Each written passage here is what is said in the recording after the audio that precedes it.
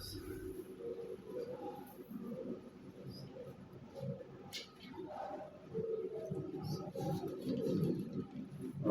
بالله من الشيطان الرجيم.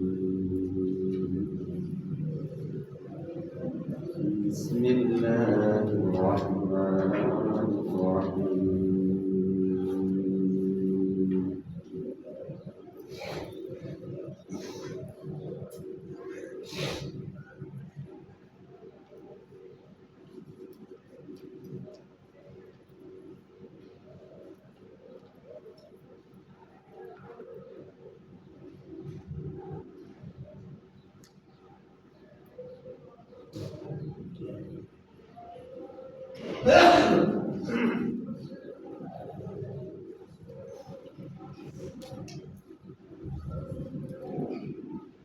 محمد رسول الله والذين معه أشداء على الكفار رحماء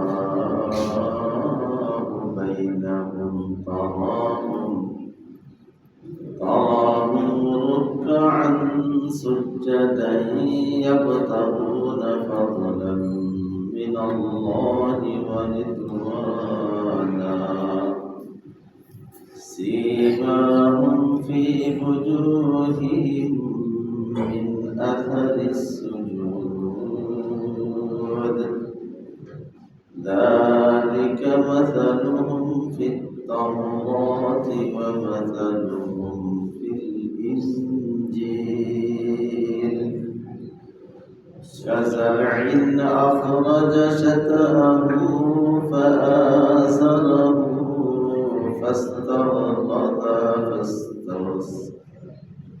فاستوى على سوقه يعجب الضراء ليغيظ بهم الكفار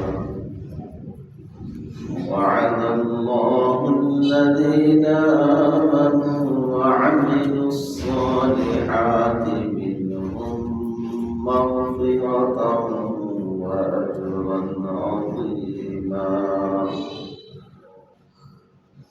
صدق الله العظيم الله পাকের বহুত ihsan ফজল করুন যিনি মেহেরবানি করে আপনি আমাকে এই পবিত্র মাহে রমজানের রোজার মাসে কোরআনের মাসে কোরআনের আলোচনা নিয়ে বসার জন্য কবুল করছেন, তৌফিক দান করছেন। কালিমাতু শুকর আদায় করে বলে আলহামদুলিল্লাহ। আমরা 26 পারার সূরা ফাতিহার একদম শেষ আয়াত জানা তেলাওয়াত করলাম। বড় আয়াতটা তো পুরোটা আলোচনা করা যাবে না, আংশিকভাবে আমরা একটু আলোচনা শুনি। সারা বিশ্বের কিয়ামত পর্যন্ত আনেওয়ালা মানুষের জন্য দুনিয়া আখিরাতের কল্যাণের পথ দেখানোর একটাই মাধ্যম হলো আল্লাহ পাকের পবিত্র কালাম। নিশ্চিতভাবে সন্দেহমুক্তভাবে এর মধ্যে কোনো রকমের সন্দেহ নাই যে কেউ যদি দুনিয়া আখিরাতের কল্যাণের রাস্তা চায়, এই রাস্তাটা দিতে হবে আল্লাহ পাকের পবিত্র কোরআন দিয়া আর রাসূল করিম সাল্লাল্লাহু আলাইহি ওয়াসাল্লামের হাদিস দিয়ে। এই কোরআন হাদিসকে বাইরে টাইনে রাইখা যে যাই করুক আর করুক বলতে হবে এটা তার মন করার কথা, মন করা জিন্দিগি, মন করা তার আইন বা নিয়ম, ঠিক না? আমরা ইমানদার হিসেবে বিশ্বাস করছি যে মুসলমান মুমিনদের ইহকালীন কল্যাণের গাইড বুক কিয়ামত পর্যন্ত আনেওয়ালা মানুষের জন্য আল্লাহ বাণী কোরআনের ভিতরে দিয়েছে না। এই উপদের বাণী গাইড বুক একটা সিলেবাস বানায় আছে, এর ভিতরেই কল্যাণ। এবং মুমিন হিসাবে বিশ্বাস করতে হবে যে কোরআন মুমিনের জন্য বড় রহমত এবং পথ প্রদর্শন, ইমানের একটা দাবি। কোরআনের ভিতরে কি আছে? রহমত, রহমত আছে, কোরআনের ভিতরে রহমত আছে। রহমত আছে। মোবাইল দিতেছি, কোরআনের ভিতরে রহমত আছে। আর এটা আমার পথ নির্দেশক, পথ নির্দেশিকা, যেটা আমার দুনিয়ারও ভালো রাস্তা দেখাবে, পরকালেরও ভালো রাস্তা দেখাবে, যদি তার দিক নির্দেশনা আমরা মাইনা চলি। এইভাবে কোরআনকে বিশ্বাস করতে হবে, না ইমানই পরিপূর্ণ হবে না। কারণ ইমানের ভিতরে আছে কি আমানতু বিল্লাহি ওয়া মালাইকাতিহি, পরে কুতুবিহি ওয়া রাসূলিহি আমাদের জান্নাই ওয়া কুতুবিহি, এই হদিসটা আমানতু বিল্লাহি ওয়া মালাইকাতিহি ওয়া কুতুবিহি।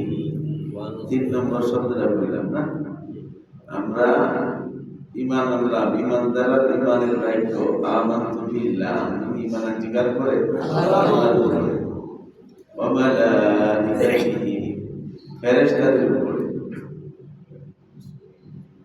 আল্লাহরে দেয়া যায়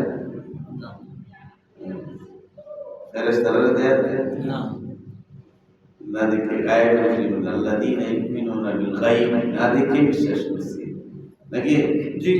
আমরা ঈমান আনছি আল্লাহর উপরে, তার ফেরেশতা সমূহের উপরে, ওয়া কুতুবিহি এবং আসমানি সকল কিতাব, আসমানি সকল কিতাবের উপরে, যেটা আল্লাহর বাণী, যে ধ্রুব সত্য, এর ভিতরে কোনো রকমের সন্দেহ নাই।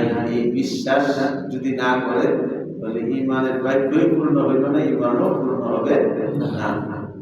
তাহলে মনে করতে হবে কোরআনকে, যেটা আল্লাহর বাণী, এর ভিতরে কোনো সন্দেহ নাই, এর ভিতরে দুনিয়া আখিরাতের রহমত আছে, আর দুনিয়া আখিরাতের কল্যাণের রাস্তা আল্লাহ পাক কোরআনের মাধ্যমে দেখাইছে।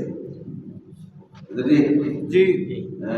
এরপরে মনে করতে হবে এই যে আমার কল্যাণ, দুনিয়ারও কল্যাণের রাস্তা, আখিরাতেও কল্যাণের রাস্তা, মুক্তির উপায়।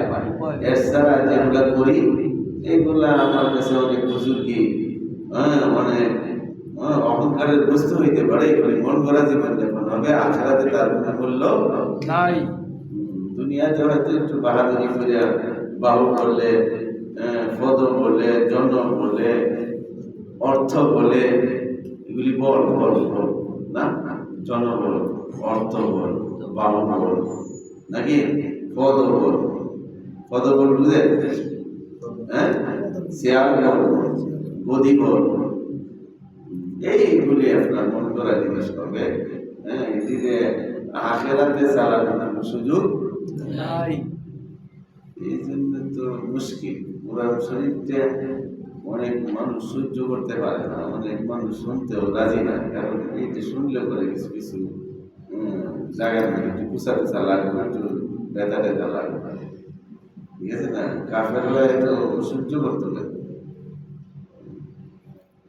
যে এটার মধ্যে যা বলছি যে মহাসত্য, ধ্রুব সত্য, আর আমরা এগুলো আমরা করলে কোরআন সব হয়ে যায়। অতএব এটারে নিশ্চিন্ত করে দেবো, এটার মানুষ যারা এটারেও নিশ্চিন্ত করে দেবো। বরং যদি মুসলমানরা এগুলি করতেই চায়, এটি শুনবা না, যাইবা না, এলান হইলে মানুষ এটার মধ্যে বেশি। وقال الذين كفروا لا تسمعوا لهذا القرآن, কাফেররা পরামর্শ করে বৈঠক করে মিটিং করে কোরআন শরীফের কাছে যাইছে না, কোরআন শরীফ শুনিস না, লা তাসমাউ হাযাল কোরআন। বরং যদি কোন জায়গায় কোরআনের মুসলিম হয়, তাফসীর হয়, যারা বই একটা বেদা লাগাই দেবে, বুঝেছেন? বিভিন্ন সভা সমিতিতে গিয়ে দেয়, প্রথম সভা করতেই দেয়, গত পিরিয়ড গুলা দেখায় দেয় কি অবস্থা, সভা যে হইছে, কেমনে করা লাগছে, এই কথা কয় যাবে। সভাপতি আমির সাহেব সব এরারে বানায় সবগুলি করা লাগছে, কত যে কাঠ করা লাগছে, অনুমতি আর পারমিশন আছে না?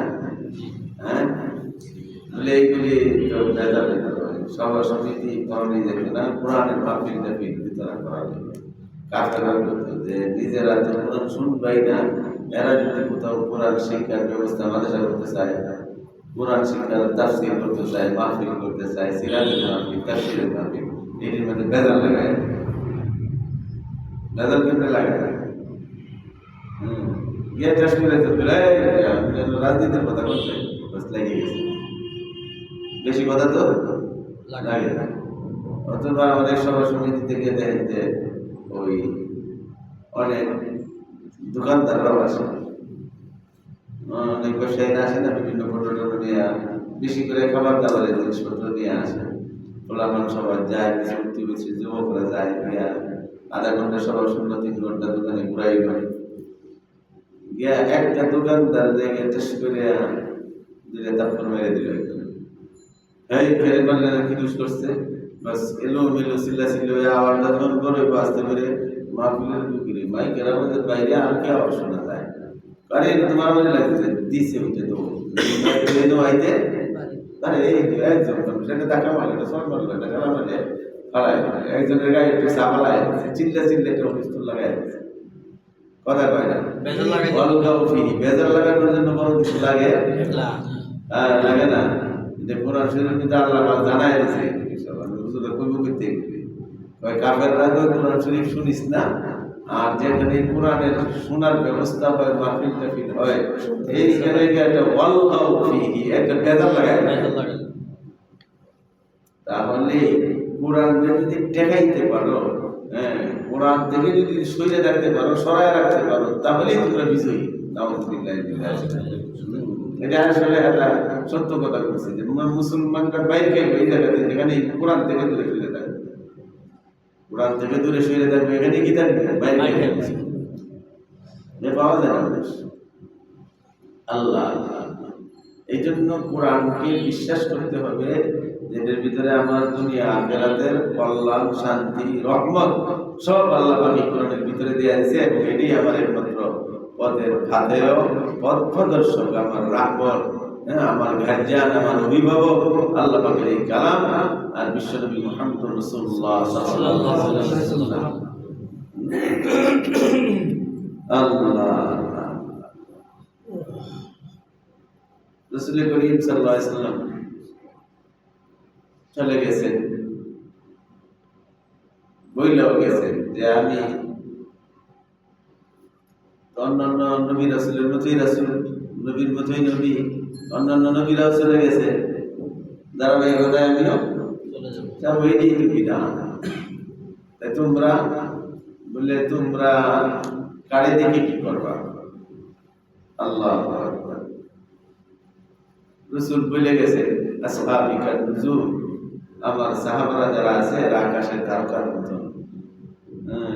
তুমি যে কোনো একজন সাহাবাকে অনুসরণ করবে, তার পথে চলবা, জান্নাত পেয়ে যাবে। সাহাবাদের ঠিকানা কোথায়? রাদিয়াল্লাহু তাআলা আনহু। আল্লাহ পাক তাদের প্রতি কি হয়ে গেছে? রাজি হয়ে গেছে। কোনো সন্দেহ আছে যে এরা জান্নাতি? হ্যাঁ, আল্লাহ সাহাবাদের পদ্ধতিতে হাঁটতে থাকো, কিছু কিছু যাইতে থাকো, এরা ঠিকানা কোথায়? জান্নাত। এরা তো জান্নাতে ঘুমাইব, তুমিও পাশে পাশে যাইবা, লাস্টে টুস করে কেটে কি হবে? যে মানুষ টুস করে আয়া করতে চাইতেছে না, আমাদের জায়গা থেকে টুস করে আইসে, হ্যাঁ, এই টুস করে আওয়া সম্ভব হয় একমাত্র সত্যিকারের যারা সাহাবায়ে কেরামকে অনুসরণ করবে, সাহাবায়ে কেরামের জায়গা নিশ্চিত জান্নাতে, আর এরা টুস করে জান্নাতে চলে যাবে। সুবহানাল্লাহ, সুবহানাল্লাহ। তাদের কিছু গুণ, যে আজকের যে আয়াত সূরা ফাতিহার শেষ আয়াতটা পড়ছি, আল্লাহ মুহাম্মাদুর রাসূলুল্লাহ, সবারই মুখস্থ আছে, কালিমার একটা অংশ, লা ইলাহা ইল্লাল্লাহ মুহাম্মাদুর রাসূলুল্লাহ। আল্লাহু আকবার। কোরআনের একটা আয়াতের অংশ কালিমার ভিতরে দেওয়া। মুহাম্মাদুর রাসূলুল্লাহ তো কি? মুহাম্মদ আল্লাহর রাসূল, মুহাম্মদ আল্লাহর রাসূল। ওয়াল্লাযীনা মাআহু, আর সেই রাসূলের সাথে যারা আছে তারা কারা? রাসূলের সাথে কারা আছে? সাহাবায়ে কেরাম। কয়টা আমরা দৌড় জানাই নি। নবীদের সাথে আছে কারা? সাহাবারা। ওয়াল্লাযীনা মা'আহু, যারা রয়েছে তার সাথে, অর্থাৎ মুহাম্মদুর রাসূলুল্লাহর সাথে যারা আছে, এদের বৈশিষ্ট্য আমরা রাসূলকে অনুসরণ করব। রাসূল বলে গেছেন তোমরা সাহাবাদেরকে কি করো? অনুসরণ করো। সাহাবাদের বাড়ি জান্নাতে, তোমাদের বাড়িও কোথায়? জান্নাতে। তাদের চিনতে হবে, হ্যাঁ, তাদেরকে চিনতে হবে মুহাম্মদুর রাসূলুল্লাহ কে, কেমন, হযরত সাহাবায়ে কেরাম কে, কেমন, চিনতে হবে না? জি। মানুষের মেজাজ, মন মানসিকতা স্বাভাবিকভাবে তিন ধরনের থাকে না, সবাই এক। বাপের মতো সন্তান নয়, তার মেজাজ একই থাকে না, এক। এটা মেজাজ বাপের, একই বাপের সন্তান, একই মায়ের উদর থেকে জন্ম নেয়, এরপরেও ভাই বোনের মেজাজ কিনা একরকম হয় না। কতগুলো বড় তাই না? জি। কিছুই সত্যি হলো ওইটাই গেলে দেখে রাগি মেজাজ আছে না? আর কতগুলি আছে একদম ঠান্ডা, যাকে ঠেলায় 6 বার 6টা ঠেলা হলো কিছু এই পাইয়া থাকে, ঠিক আছে? আছে না এরকম? আছে। আর কিছু আছে নরমে আর গরম, হ্যাঁ, বেশি গরম না, বেশি নরম না। আর কিছু আছে বেশি গরম, আর কিছু আছে বেশি নরম, আর কিছু আছে নরমে গরমে মিলায়া। আল্লাহু আকবার। হযরত সাহাবায়ে কেরামের ভিতরে এই গুণগুলো ছিল। বলছে যে মুমিনের যে মন মানসিকতা, তার মেজাজ, তার চলাফেরার কাজ হয়তো রাসূল করিম সাল্লাল্লাহু আলাইহি ওয়াসাল্লামের মতো না হয়, হযরত সাহাবায়ে কেরামের মতো আমাদের কাছে মুক্তির রাস্তা আর নাই। হযরত আবু বকর সিদ্দিক রাদিয়াল্লাহু তাআলা বলে যে নরমে গরমে আছে, নরমে গরমে হলো মুমিনদের বিশেষ একটা গুণ, অর্থাৎ গরমের সময় গরম, নরমের সময় নরম, গরমের সময় গরম লাগে নাকি? আর নরমের সময় নরম লাগে। এখন যদি গরমের সময় নরম হয়ে যায় আর নরমের সময় গরম হয়ে যায়, তাহলে ঈমানের মেজাজ তার ভিতরে থাকবে, ঠিক আছে? একবারে যদি ফ্যান নাই, বাতাস নাই, এসি নাই, এলো কি সুস্থ না? এখন যদি এরকম শীতে নিল নিশ্চয়ই কঠিন জ্বর। উপরে যদি গায়ে বোঝা নাও যায়, ভিতরে তার কি আছে? নাহলে শীতে নিল করবে, কারণ এখন তো শীতের সিজন না, এতটা ঠান্ডা না।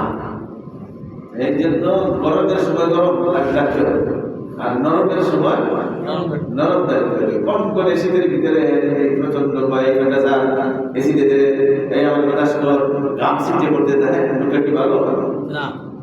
লোকটা কি অসুস্থ, ঠিক আছে না? গরমের সময় গরম করতে হবে, আর নরমের সময় নরম করতে হবে, হ্যাঁ। আর এমনিতে স্বাভাবিক চলার সময় নরমে গরমে মিলাই মাঝখান দেওয়া গরম নরম, ঠিক আছে না?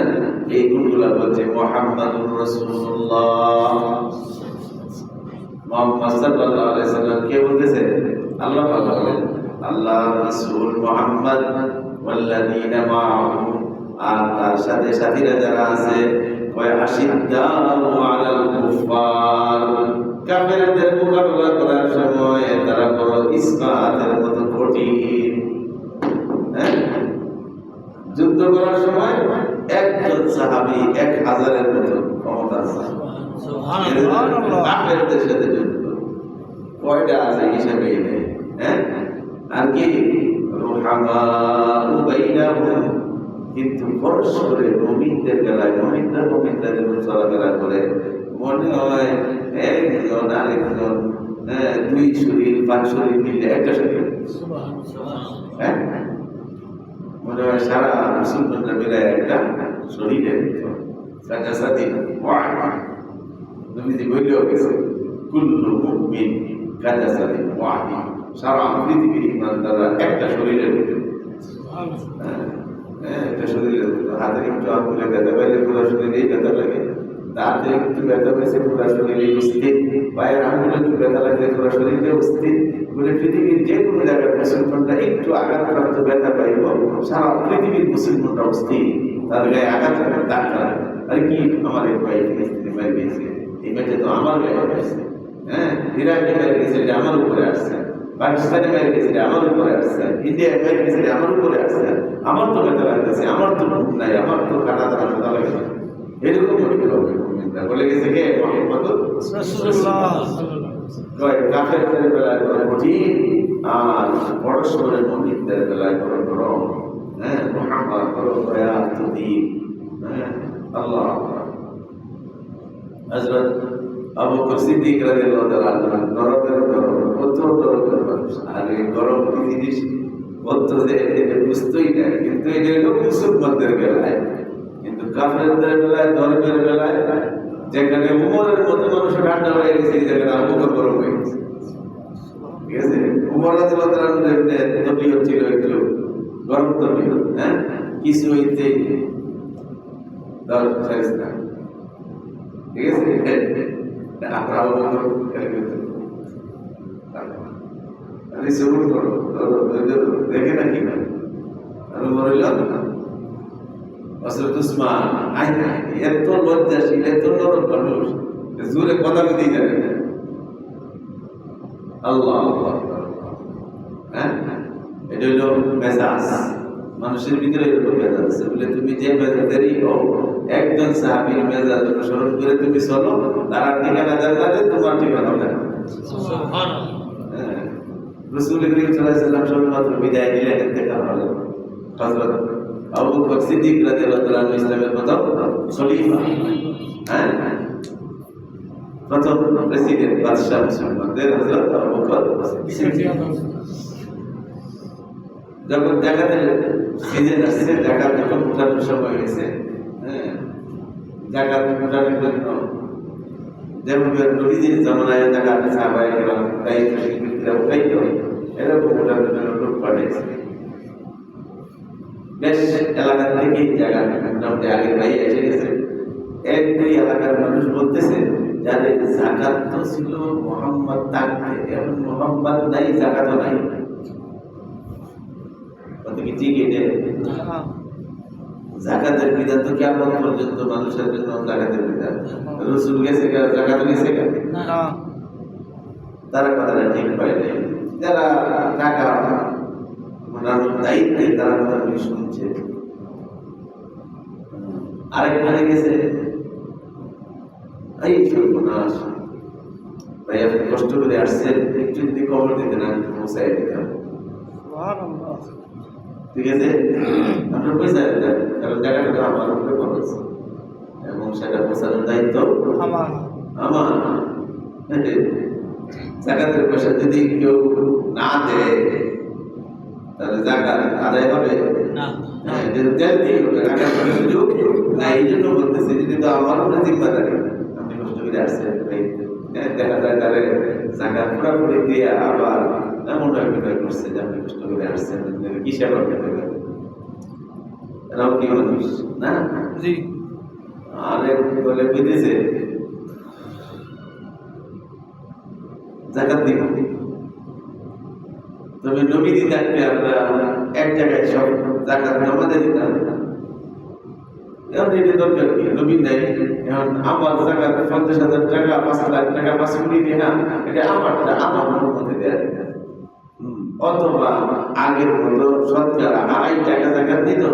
এখন নবীজি নাই, এটা 2.5 টাকা না করে 1 টাকা দিলাম, আমারটা আমার ভাই দিব 1 টাকা দিব, এটা ঠিক ঠিক না। বেটি কেন কয়টা হবে, বেটি দল কয়টা দুইটা, হ্যাঁ দুইটা দল বেটি, একটা কইছে যে জাকাত নবীজির সাথে জাকাত পেছে না, আর একটা কয় আমরা আমার মন মতো দিব, পরিমাণও আগের মতো না, আর জাকাত দিয়ে অবশ্যই দরকার নাই।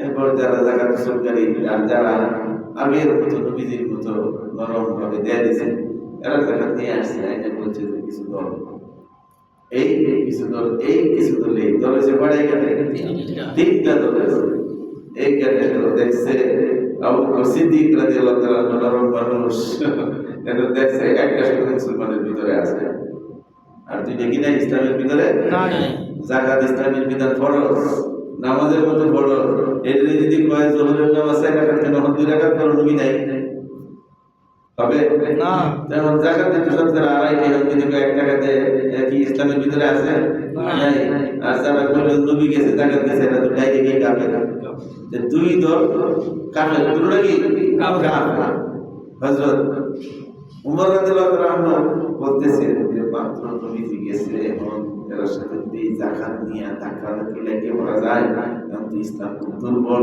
কি করা যায় অবশ্যই একটু চিন্তা করেন এই যে নরম মানুষটা ইসলামের বিধান না উনি তো বলে ফেলেছেন আয়াতুদ্দিন ওয়া আনা হাই হে উমর বলো কি তুমি আমি জীবিত থাকবো আর ধর্মের ভিতরে সামান্য একটু জিনিস ত্রুটি করবে আমার বাচ্চা থাকা অবস্থায় শোনা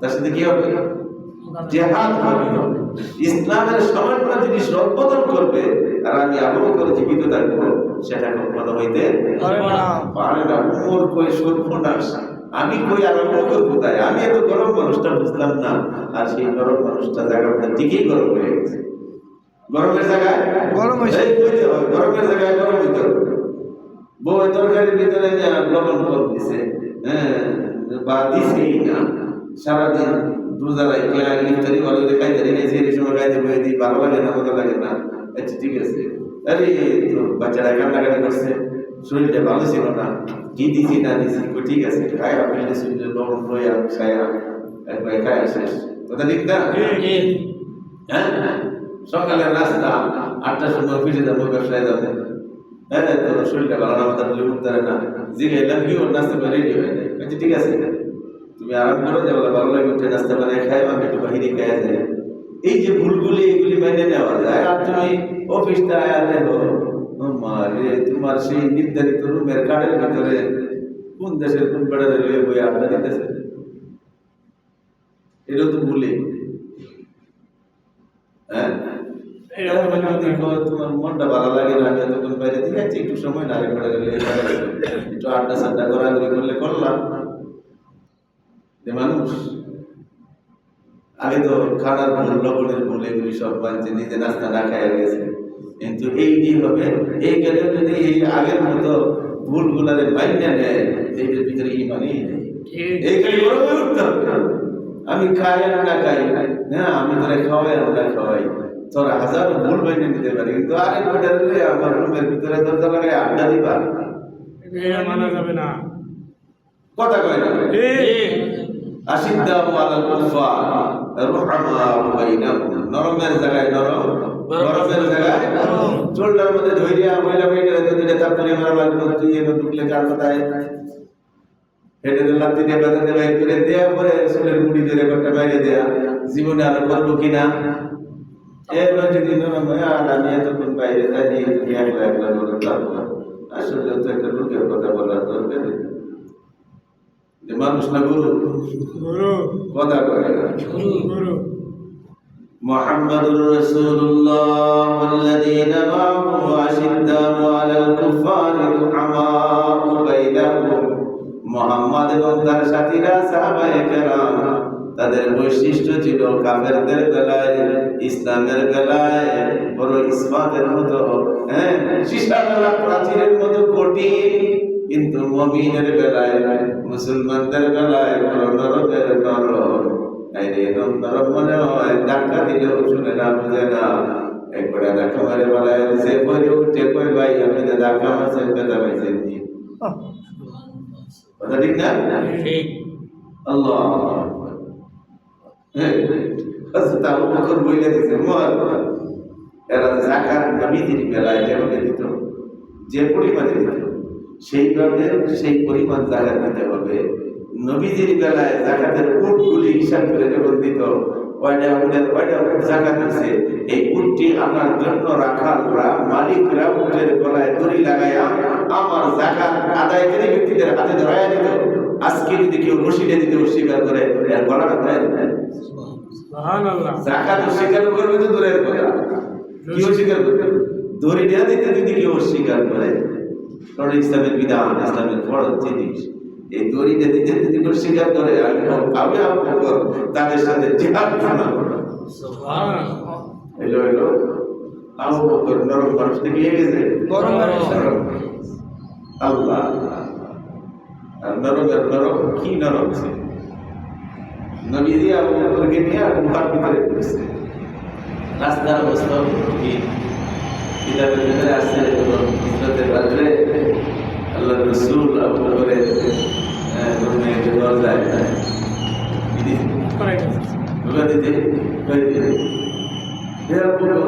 গভীর রাত, সব মানুষ ঘুমাইতেছে, তুমি একবারে রেডি, ঘটনা কি দরজা খুলে দিছ? এই অনেকদিন আগে ছিলেন যে দেশের অবস্থা ভালো না, মনে হয় আমার এই এলাকাটা সাইডে দেওয়া লাগবে তারে, আর মনে হয় তুমি আমার কি হবে, সাথী হবে, হিজরতের সাথী হবে, রাস্তার বন্ধু হবে তুমি। দিন পর কইছিলেন না, এরপরে থেকে কোনোদিন আর এই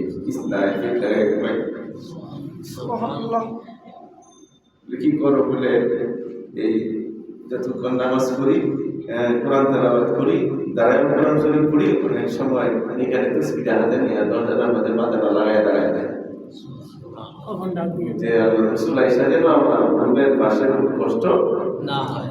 দুইবার তিনবার ডাকলে কাফেররা হন্য হয়ে নবীজিকে বুঝতেছে বের করার জন্য, আঘাত করার জন্য। আমার দরজার সামনে দাঁড়ায় আমি দেরি হয়, আর কাফের তারা কষ্ট পায়, জানি না করে জিন্দিগিতে বাইচা আমার আমি ধ্বংস, তার জন্য দরজার আমাদের কামটা লাগায় দাঁড়ায় ঠিক আছে। রাস্তায় হাঁটতেছে, কিতাবের বর্ণনা নবীজির পাশে এরকম কতক্ষণ পরে পরে ঘুরতেন। এমন করতেছেন কেন? আমরা যেখানে এক কদম হয়, আপনার যেখানে ৫-৭ কদম হয়। আমার মনে হয় কাফের রাস্তায় যেভাবে বুঝতেছে, যদি কোনো দিক থেকে কোনো কাফের দিকে ফেলায়, সাথে সাথে আপনারা তিন মারবে। আমি কতক্ষণ যখন আপনার ডাইনের দাঁড়িয়ে মন হয় সামনের দিক থেকে কেউ তিন মারতেছে, ঠিক আছে, এরপরে যখন এই সামনে যায় বাম পাশে তীর আসবে, বামে আসলে মনে হয় পিছন থেকে কেউ ওই মেরে দিতেছে। এই কারণে মন দেখালে চতুর্দিক থেকেই দুশ্মনের তীর আসতে পারে। আমি ঘুরাইতে দেখি যে কোনো দিক থেকে তীর আসলে পরে যেটা সেটা আপনার শরীরে না লাগে, আমার শরীরে গায়ে এভাবে হাঁটতে কিতাবে আরো লাগছে। মাঝে মাঝে রসুলকে কাঁধে উঠেছে, পাথরের আঘাতে রাহমাতুল্লিল আলামিনের পাগুলা বাইতে গেছে, আঙ্গুলের বাঁধা পাথরের বাড়িতে ছিটে গেছে, রক্ত বাইরে গেছে। দেখে তারা হাঁটতে পারবেন না, আপনি কাঁধে করে এর পাও কি ভালো গেছে? এর পাও কি না ভালো না, কিন্তু নিজের অবস্থা, নিজের কষ্টের কথা মনে নেই। আল্লাহ কান্দে করে মিস কান্দে করে দেয়া নবীজি অনেক জোরাজোরি করে লাগতেন যে লামায়াত তোমার কষ্ট হইতেছে। গর্তের ভিতরে গেছে, অনেক ঘুরতে যাওয়া গেছে, যাওয়ায় শুনছে অনেক ঘুরতে যাওয়া গেছে, মক্কা থেকে 3 কিলোমিটার দূরে নবীজি এখান থেকে বের হয়ে গেছে, উল্টা দিকে গেছে, মদিনার দিকে না গিয়ে উল্টা দিকে গেছে, যাতে কাফেররা মনে করে যে শহর হলো এইদিকে, তো এদিকে যাইব, যেখানে অনাবাদী মানুষের যাওয়া আসা ওই উল্টা দিকে গেছে, যাতে যারা বুঝতে না পারে, না বাইরে যাতে টের না পায়, বুঝতে না পারে, উল্টা দিয়ে পিছনের দিকে গেছে। গিয়ে ওই গর্তের ভিতরে অনেক কষ্ট করে উঠছে। এখানেও কিছুক্ষণ আবু বকর রাসূলকে সাথে নিয়ে ধীরে ধীরে অনেক সময় নিজের গাড়ির উপরে উঠায় পাহাড়ে, ছোট বাচ্চারা পিঠে গাড়ি দেবে যেভাবে যায় এভাবে নিয়ে গেছে। গর্তের ভিতরে বলছে যে এখানেই আমরা আশ্রয় নিব। আল্লাহ নবীকে বলে নবীজি আপনি একটু করে দাঁড়ান, আমি আগে গর্তের ভিতরে যাই, কারণ এটা পুরার পর তো এখানে বিষাক্ত অনেক কিছু থাকতে আগে আমি দেখি যে থাকার মতো অবস্থা কিনা। আল্লাহ পুরার করত ময়লা যাবি এগুলি সব পরিষ্কার টরিষ্কার করে বিভিন্ন জায়গায় এরকম করত ছিদ্র করা, কিতাবে লেখছে নিজের জামাটা শিখছে, প্রথম নিজের পাগড়ি শিখছে, পাগড়ি ছিঁড়ে ছিঁড়ে এই ছিদ্রগুলো কি করছে আটকাইছে যাতে কোনো বিষাক্ত প্রাণী এদিকে আইসা না দিতে পারে। লাস্টে বলছে নিজের জামাও শেষ, পাগড়িও শেষ, কাপড় নাই, কিন্তু গর্ত একটা রয়ে গেছে। তাফসীরের ভিতরে ইতিহাসের ভিতরে ঘটনা লেখছে। পরে এর ভিতরে নিজের পাওনা এবার ঠেকে দিয়ে রাসূলকে ডাক দিয়েছেন, ইয়া রাসূল, আল্লাহর নবী আসতে পারে। যদি সারা রাত কষ্ট করে যে শরীরের ভিতরে মশাও হয়, সূর্যে তাপ দিতে পারে না, ছায়া দিয়েছে আল্লাহ নিজে মেঘের দ্বারা ছায়া দিয়েছে যেন সূর্যের তাপ গায়ে না লাগে। মশা মাসে জীবনে বসে নাই। আর এই শরীরের পাওয়াটাও গেছে ফাইটিয়া পিটিয়া, এই রহমতের শরীর ক্লান্ত শ্রান্ত এর ভিতরে ডুইকিয়া বলতেছে আমার খুব কষ্ট লাগতেছে, আমি একটু বিশ্রাম নিতে চাই। খেতা কই বালিশ কই, খেতা বালিশ তো আর নাই নদীদিকে আরো হুজুর এখানে তো আর কিছু করতে পারুন না, আমার এই যে উরু আছে এই উরুটা তো বালিশের মতো নরম, আপনার মাথাটা এখানে রাখেন, আমি এই করতে পারবো কারণ পাউতে বসা আছি, আপনি এখানে মাথাটা রেখে আপনি এরকম মাথা রেখে আরাম করতেছেন। এক সময় গর্তের ভিতরে পায়ের ভিতরে মনে হয় কি টুকরায় আঘাত করতেছে। আবু বকর পাওয়ার শব্দ বেড়ে করছে যে কোনো কিছু আসতে চাইতেছে না, আসতে চাইতেছে, বুঝে যাইতেছে আঘাত করতে করতে এক সময় পাও সরায় না সে ধরে পরে এটার মধ্যে মাসে সুবর ছিল বিচ্ছু বিষাক্ত সর্প, এটার মধ্যে দংশন করছে। দংশন করার পরে দেয় আর পায়ের ক্ষমতা ধরে রাখতে পারে নাই। আস্তে আস্তে বিষের জ্বালায় স্থির হয়ে গেছে, পাওয়ার করতে একটু সরে গেছে। কিন্তু এই প্রাণীও বুঝছে যে আবু বকর তো তার কারণে এটা বন্ধ করে নাই, শুধু নবীকে হেফাজত করার জন্য এটা করছে। আর আবু বকর যদি দেখে যে আমি বাইরেছি তারও কষ্ট হবে। এই প্রাণীদের ভিতর দেখিয়ে এক নজর রহমতুল্লাহ আলামিন দেখে বিদায় হয়ে গেছে। এরপরে ঘটনা লেখছে কেড়ে পড়ছে, বুঝে যে মতো ইশারায় যদি বুঝতে পারছিল যে এইখানে আল্লাহ নবী আসতে পারে। আর এটাও বার্ধক্যজনিত কারণে মৃত্যুটা এত দুর্বল হয়েছে, আমি তো যাইতেও পারবো না। এই গর্তের ভিতরে আসতে পারে ইশারায় কিন্তু বুঝিয়া আল্লাহর কাছে কাঁদছে, তোমার নবীরে দেখতে চাই। নবীরে এখানে হাজির করছে, অনেকগুলি গর্ত ইচ্ছা করে করে রাখছে যে কোনো একটা গর্তে বাইরে যেন দেখতে পারি। আবু বকরকে সবটি বন্ধ করছে, একটা পাপ লাগাইছে, লাস্টে এটার মধ্যে আঘাত করে পাপ সরাইছে, একটু দেখে বিদায়। ঠিক আছে, তারও আশা কি হয়েছে, পূরণ হয়েছে। ঘটনা লেগছে আবু বকর তো পাওয়াটা একটু স্থির হয়ে গেছে, শরীর একটু স্থির হয়েছে, বিশ্বের যন্ত্রণায় শরীরের রং পরিবর্তন হয়ে গেছে। আঘাতে শরীরের রং বিচ্ছুর যন্ত্রণায় বেতার যন্ত্রণায় পরিবর্তন হয়ে গেছে। এক সময় বেতারা সহ্য করতে না পেরে চোখে কি আসছে, পানি আসছে। আর এই পানি এরকম গালতে পায়া গাড়ি ভিজিয়া এক ফোঁটা পড়ে গেছে নবীজির গালের মধ্যে, যে শুয়ে রয়েছে বরতের উপরে চোখের পানি পড়ছে গালের ভিতরে। চোখের পানিতে প্রথম বাইরে ঠান্ডা না গরম, গরম পানি না, গরম পানি পড়তেই নবীজি তাকায় দেখে চেহারা অন্যরকম পরিবর্তন। জিজ্ঞেস কি হয়েছে, মনে হয় এই ঘটনা।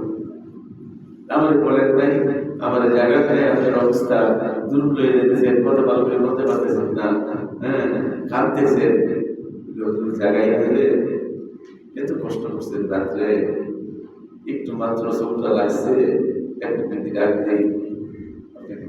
কষ্ট বলে আমি মরতেছি বলে আমি সারা পৃথিবীর মানুষ আপনার জন্য শেষ হয়ে যেতে পারে। তো আপনাকে কষ্ট মুমিনরা দিতে, মুমিনরা আপনাকে কষ্ট দিতে পারে না।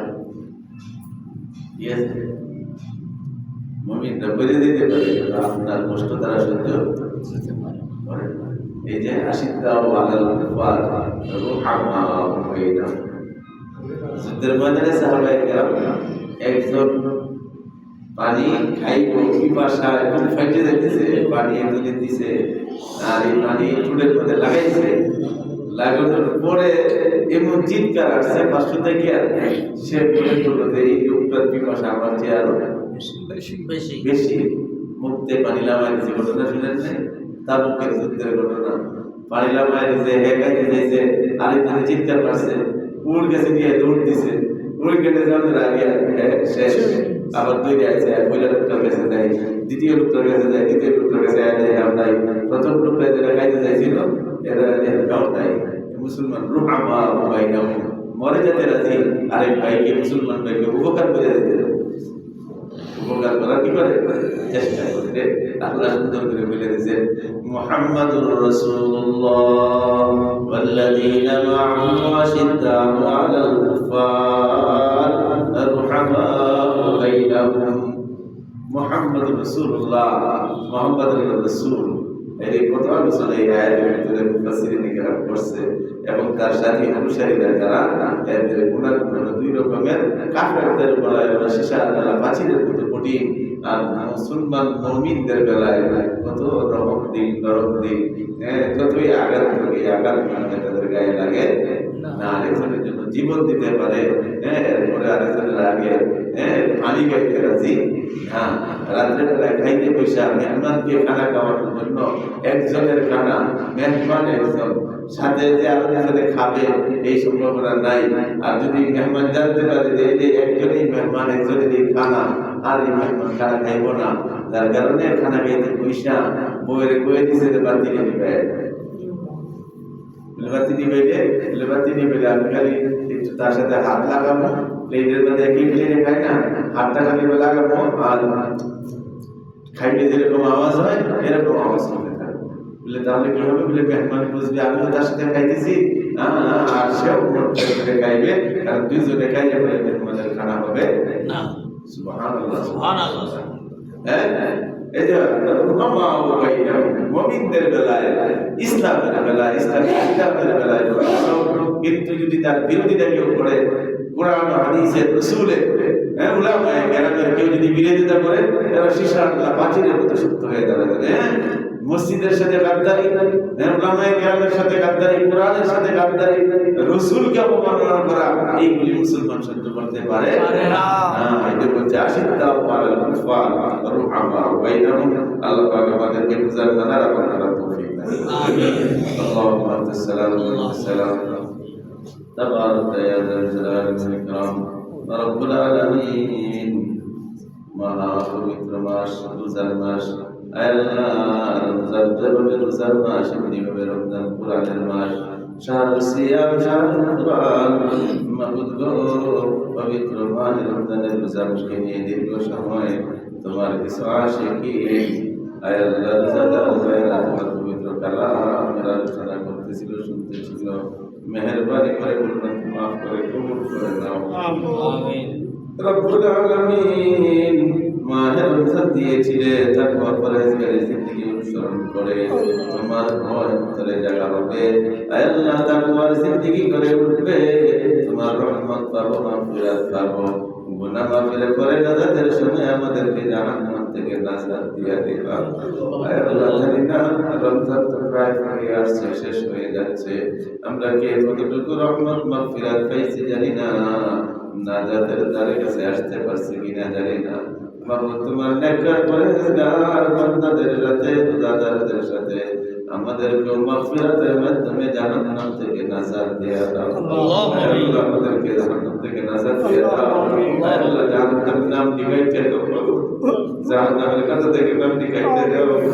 আল্লাহ নামগুলো কাইটে দাও আল্লাহ চিরদিনের মতো কাইটে দাও আল্লাহ আমাদের আত্মীয় স্বজনের নামগুলো কাইটে দাও আল্লাহ আমাদের মুর্দাদের নামগুলি কাইটে দাও যারা জীবিত আছে তাদের নামগুলিও কাইটে দাও সকলের নামগুলি জান্নাতের খাতায় উঠায় দাও জান্নাতের খাতায় উঠায় দাও জান্নাতের খাতায় উঠায় দাও জান্নাতে যাইতে পারি সেরকম আমল করার তৌফিক দাও জাহান্নাম থেকে বাঁচতে পারি সেরকম গুনাহ থেকে বাঁচার তৌফিক দাও রব্বুল আলামিন দোয়া কবুলের দিক করে মাহবুব রমজানের মাস রোজাদারের দোয়া নাকি খালি ফিরে আসে না রোজাদারের হাত নাকি খালি ফিরে দাও না আল্লাহ এখানে তুমি তাকায় দেখো যার হাতটা ভালো লাগে নিশ্চয়ই অনেক রোজাদার রোজা ভালো আছে হাত ভালো আছে আমার আল্লাহ বিনা দান বিনা সুতরাং যে কোনো একজন রোজাদারের হাতকে ওসিলা করে আমাদের দোয়া কবুল করো আল্লাহ আমাদের সকলের রোজাদার কবুল করো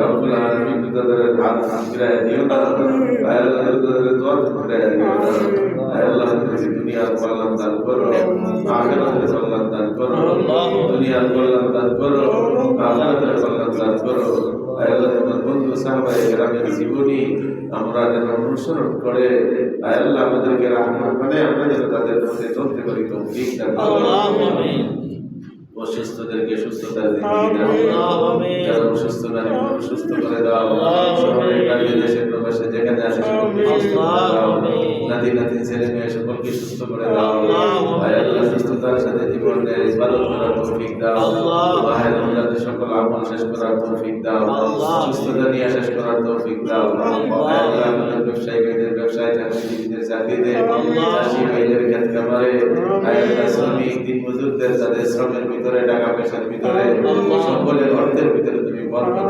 আল্লাহ হালাল ভাবে বেশি বেশি রুজি রোজগারের তৌফিক দাও আল্লাহ হালাল ভাবে বেশি বেশি রুজি রোজগারের তৌফিক দাও অপরাধ থেকে হেফাজত করো হারাম থেকে বাঁচার তৌফিক দাও হারাম থেকে বাঁচার তৌফিক দাও হারাম থেকে বাঁচার তৌফিক দাও তোমার হাবিবের খাতিরে আমাদের সকলের দোয়া দরখাস্ত কবুল করো আয় আল্লাহ মাহে রমজানের পুরস্কার লাইলাতুল কদর আয় আল্লাহ তোমার কিছু বান্দারা তোমার ঘরে প্রতিবেশী হয়ে গেছে তোমার ঘরে নিজেদের পরিবারে সাইয়ে তোমার ঘরে বিছানা তারপর একটা মাস মাহমুদ একটাই আশা একটা কদর নিয়ে বাসায় যাবে আয় আল্লাহ তুমি তাদের সকলকে কদর দান করো আয় আল্লাহ বাসাবাড়িতে বাবুরা নিকাশ করে তাদেরকে কদর নসিব করো আয় আল্লাহ এই মসজিদের জায়গা আয় আল্লাহ বাসাবাড়িতে ইতিকাফকে উসিলা করে মহল্লার সব মানুষকে কদর দান করো সকলকে এই কদরের ভিতরে শামিল করে নাও আল্লাহ তুমি আমাদের দোয়াগুলি কবুল করো মালিক তুমি কবুল করো মালিক তুমি কবুল করো বিরায় দিও না বিরায় দিও না বাবা আল্লাহ বিরায় দিও না আমরা কাছে যাব আল্লাহ তার কাছে যাব আর তো জায়গা নাই আর তো জায়গা নাই আল্লাহ বিরায় দিও না আমরা ঘুরে তোমার কাছে শতবার হাজারবার তোমার কাছে আল্লাহ তিনবার তোমার কাছে আমাদের দ্বিতীয় হাত কোনো জায়গা নাই দরকার নাই আল্লাহ তুমি মেহেরবানি করে আমাদেরকে দাঁড়ায় দিও না আমাদেরকে দুর্গ করে দাঁড়ায় দিও না রহমতের ফুলে দেখা দাও রহমতের ফুলে তুলে নাও আল্লাহ তোমার রহমতের ফুলে দেখা দাও রহমতের ফুলে তুলে নাও আল্লাহ পর্যন্ত আমাদের সকলকে ঈমানের সাথে তোমার কাছে রাখা নসিব করে দাও সাল্লাল্লাহু তাআলা আলাইহি মুহাম্মদ ওয়া আলিহি ওয়া সাহবিহি আজমাইন ওয়ারহামনা মা'হুম বিরহমাতিকা ইয়া আরহামার রাহিমিন আসসালামু আলাইকুম